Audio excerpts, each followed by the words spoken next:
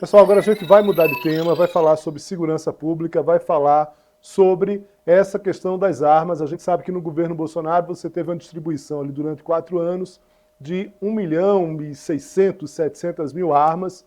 O Exército liberou 900.000, cerca de 900.000.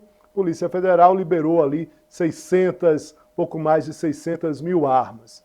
Total ali de 1.500.000, 1.600.000 armas durante 4 anos. Se mostrou, pós-governo Bolsonaro e ainda durante o governo Bolsonaro, a incapacidade do Exército de fiscalizar os CACs, né, e as armas desses CACs, várias circunstâncias, inclusive o Exército não tinha nem condições de certificar se uma pessoa que tinha um CAC, né, o certificado no Distrito Federal, não poderia ter cometido um crime em outro estado, porque o Exército era incapaz de checar aquilo, era simplesmente um batedor de martelo em relação às autorizações, de martelo não, de carimbo, em relação às próprias declarações da Justiça. No caso da Polícia Federal, tem mais controle, tinha sim acesso a um sistema de controle de antecedentes, mas capturada durante o governo Bolsonaro, acabou liberando também muitas armas. No governo Lula se estabeleceu que a Polícia Federal iria assumir efetivamente a fiscalização dos CACs. Isso começa agora já em janeiro, dia 1º de janeiro. Qual é o problema? Polícia Federal, segundo reportagem que a gente publicou aqui no SBT ontem, não tem ainda condições. Pediu orçamento para o Ministério de Gestão, não conseguiu. A própria tentativa de remanejar o pessoal é difícil, porque a gratificação é muito pequena para Brasília. Alguns delegados dizem que é uma gratificação muito pequena para trazer gente de outros estados com um custo de vida mais baixo. Mas para comentar esse tema eu chamo Natália Polakis, especialista em segurança pública e diretora de projetos do Instituto Sou da Paz. Natália, muito obrigado aqui pela presença.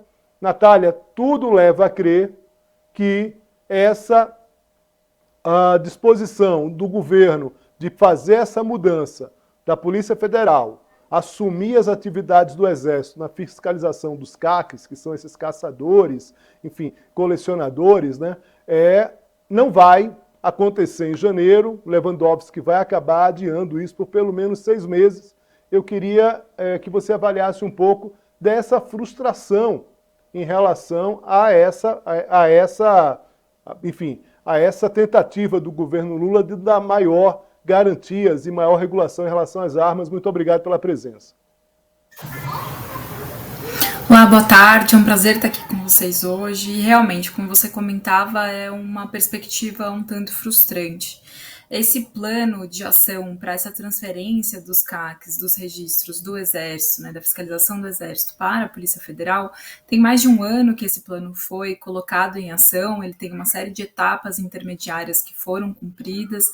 Esse pedido por mais recursos por parte da Polícia Federal já foi apresentado pelo menos ali desde março desse ano, mas com certeza no momento que esse plano foi aprovado, né, era subentendido que os recursos seriam necessários. Então houve bastante tempo para a contratação desse pessoal extra ou essa realocação de pessoas, e aqui pensando até em várias alternativas de combinação de possíveis terceirizados digitadores com pessoal administrativo, com agentes, com, claro, algumas previsão de um grupo menor de delegados, mas era claro desde o início que era preciso investir recursos de pessoal e também tempo e recursos no desenvolvimento e melhoramento de sistemas eletrônicos para fazer esses registros e essa fiscalização, e de fato o Ministério da Justiça não priorizou esse tema ao longo do ano, e é bastante frustrante a gente ver essa perspectiva de adiamento dessa transferência de fiscalização, porque não é uma questão burocrática de quem faz ou de onde está esse sistema, enfim, não é uma questão pro forma, né? Ele tem impacto real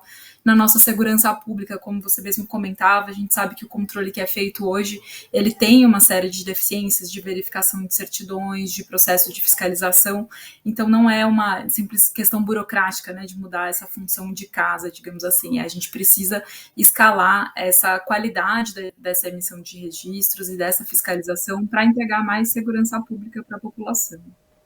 Natália, e aí o que é que a gente consegue efetivamente ter de alternativas em relação a essa questão? Afinal de contas, se a gente for pensar em concurso público hoje, o Exército dispõe mais ou menos ali de 2.000 pessoas, né, para fazer essa fiscalização dos CACs. Seria um número razoável dentro de um efeito em comparação para fiscalizar. A gente tem quase 600 mil CACs no Brasil, às vezes bate para 700 mil, mais ou menos, e claro que é um número muito grande para uma fiscalização. Tem clube de tiro, munição, que possivelmente aí é que está fora mesmo de qualquer fiscalização.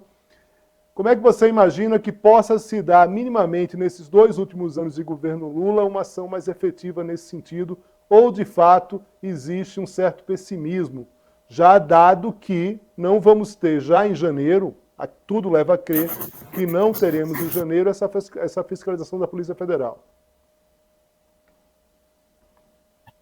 Sim, acho que em termos de caminhos possíveis, existem vários. Claro que o ideal seria a gente ter uma equipe formada só por servidores da Polícia Federal e aqui numa composição mista entre servidores administrativos, agentes e delegados.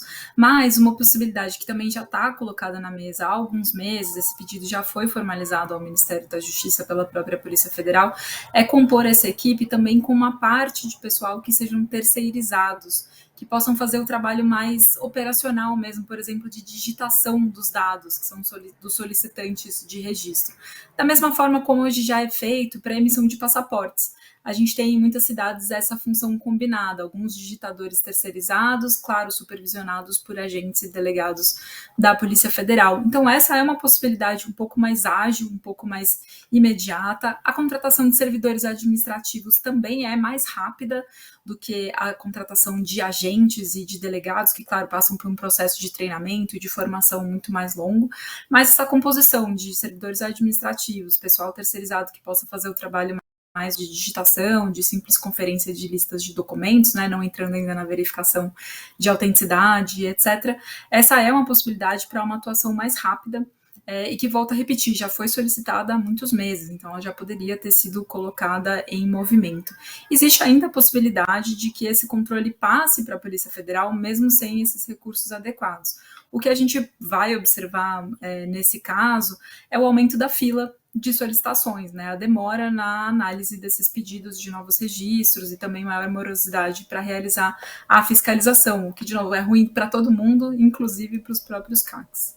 Muito bem, Natália Polak, muito obrigado aqui pela presença aqui no Poder Expresso, nesse debate que é tão importante para a sociedade brasileira. Um forte abraço, bom trabalho para você.